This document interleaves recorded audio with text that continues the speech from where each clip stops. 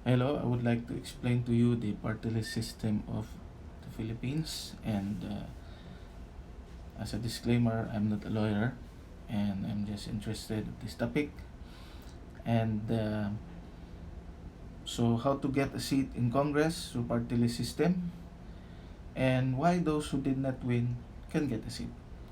So, there is a wide belief that if you will win the party list system, that you can get one seat in Congress. But according to the law, Republic Act number 7941, which enacted the party list system, also entitled an act providing for the election of party list representatives through party list system and appropriating funds therefore.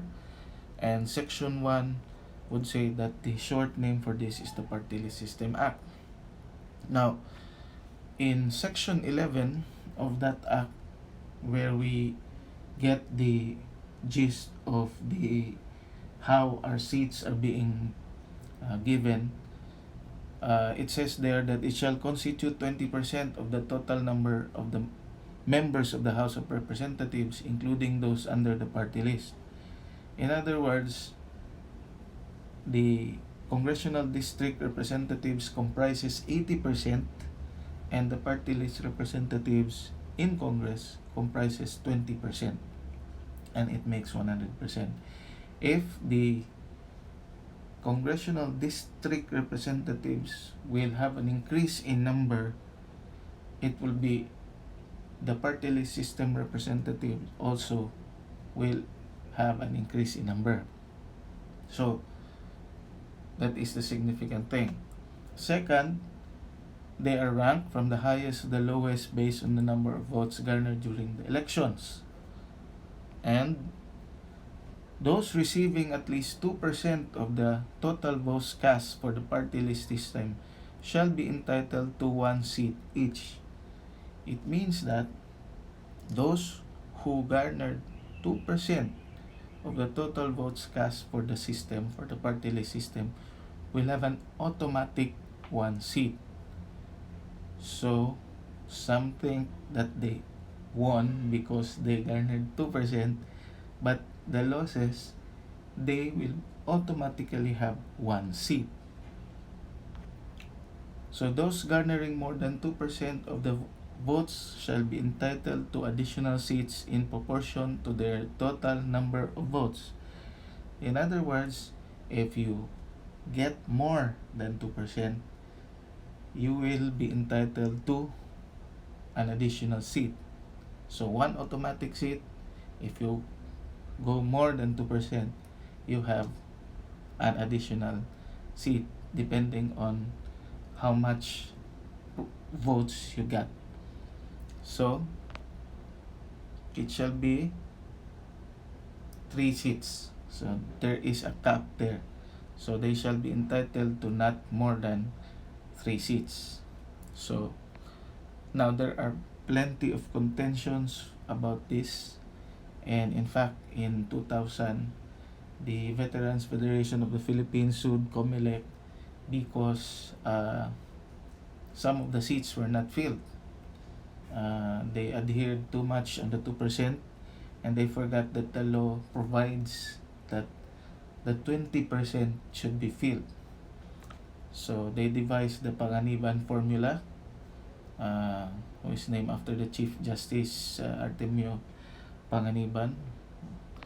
And it calculates the number of seats a party will win is dependent on the number of votes of the party with the highest number of votes. Okay? So another case is the BANAT versus COMELEC. So it actually made the 2% election threshold unconstitutional because you have to fill all the seats, not just those who reach 2%.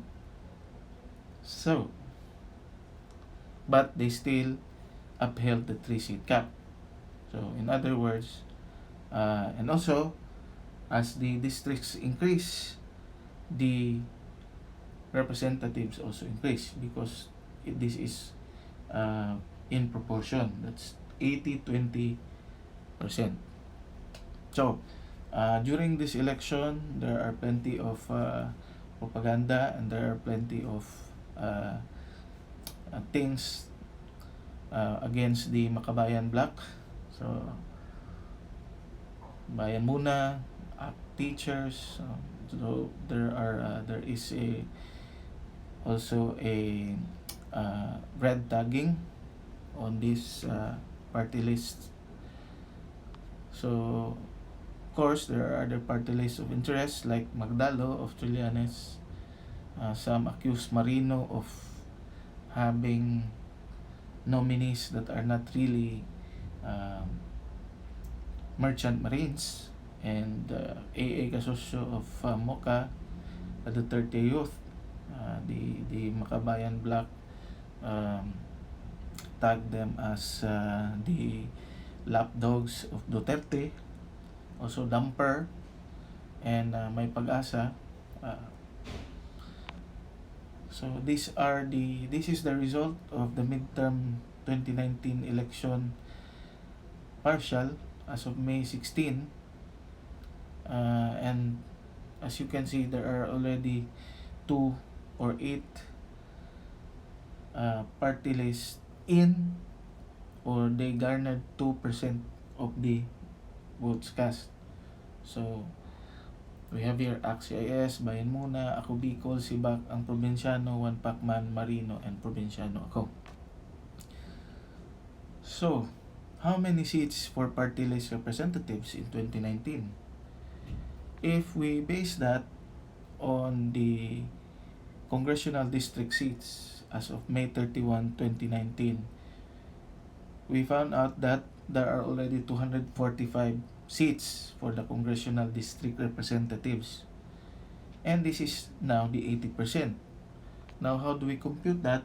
According to Republic Act 7941, for the 80-20%, S is equal to D divided by 0.8 times 0.2. So where S is the number of seats for the party list, and D is the total number of congressional district seats.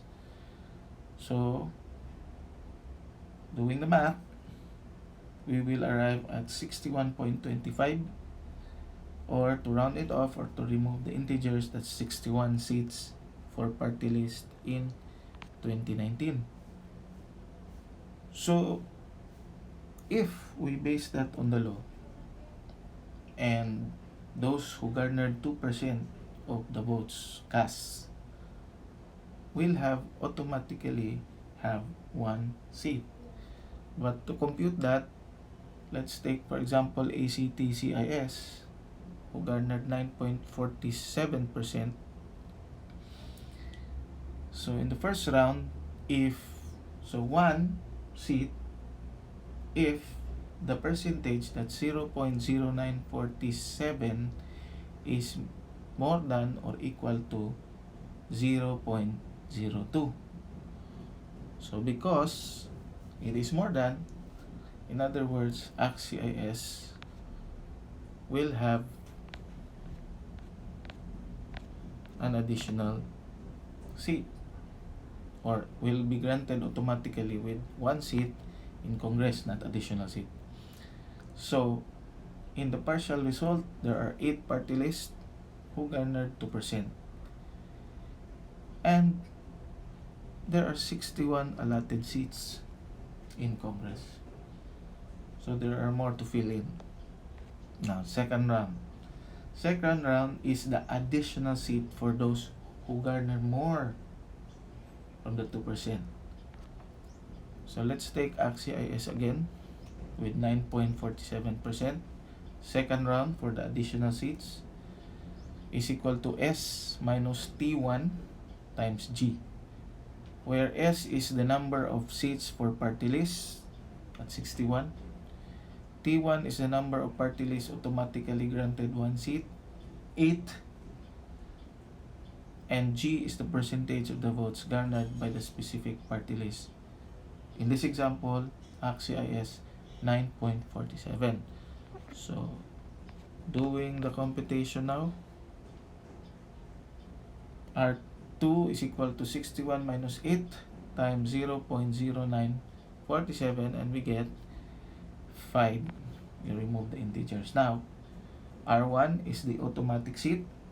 In other words, may 1 seat. AXIS already has 1 seat. Plus R2, 5 seats. And AXIS gets 6. But of course, there is a seat cap. 3 seat cap. And so, even if AXIS can get 6 in the computation, they can only have 3 seats maximum. So, how many additional seats? AXIS, Bayan muna, Ako Bicol will have an additional 2 seats each. Sibac, Provinciano, 1 Pakwan, Marino, and Provinciano Ako will have 1 additional seats each.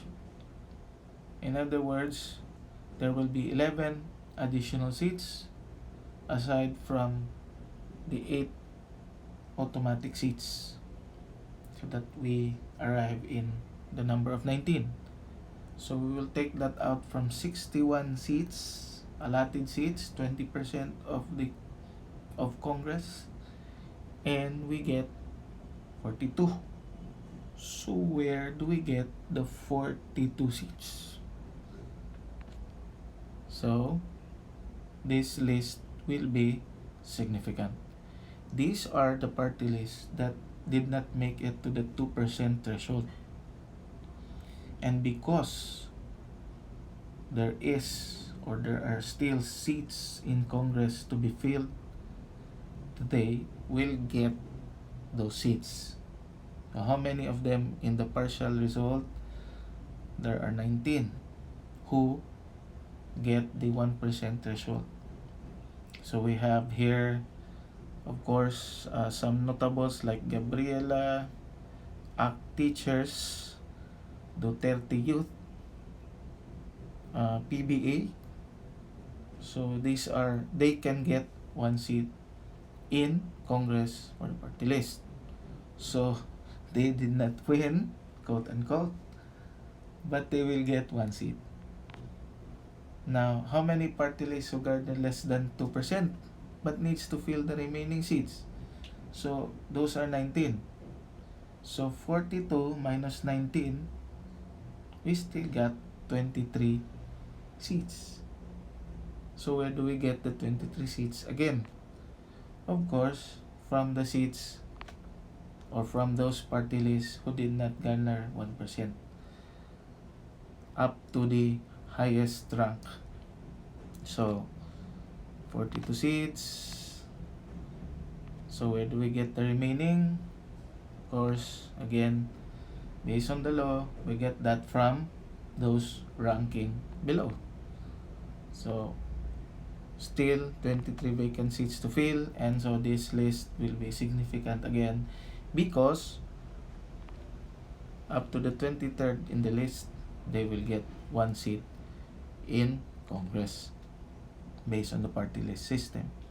So some notables here, perhaps, yes, Magdalo and Damper and Kabataan might get a seat in Congress after the midterm election of 2019. So here's a rundown of that list. Bayan muna, of course, got the 2% threshold and they may get 3 seats. Gabriela, ACT Teacher, Kabataan probably will have 1 seat. Those party list of interests will get 3 seats, of course, ACT, CIS, Marino, but Damper, PBA, Duterte Youth, and Magdalo might get 1 seat in Congress. So the probability is that there will be 50 party lists who will get at least 1 seat in Congress. And as of this presentation, there are already 8 party lists above the 2% threshold.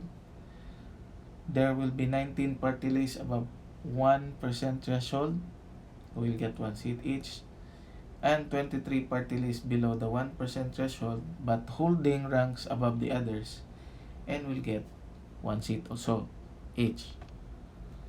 And accordingly, there are 134 party lists. So I hope that that is clear, and 2% threshold does not mean that the party list wins, but it is automatically granted with 1 seat in Congress, and of course there will be computations to that until all of the seats will be filled. So those who did not get the 2%, only 1%, but because some seats are not filled, they can get a seat. And even those who did not get 1% but are above the ranks of the others, because there are still seats to be filled, they will be granted, given 1 seat in Congress. So that is the party list system, and that is my interpretation of that. I hope that it is enlightening. And by the way, as a disclaimer, I'm not a lawyer. I'm just interested in this topic. I hope that is enlightening to you, and thank you.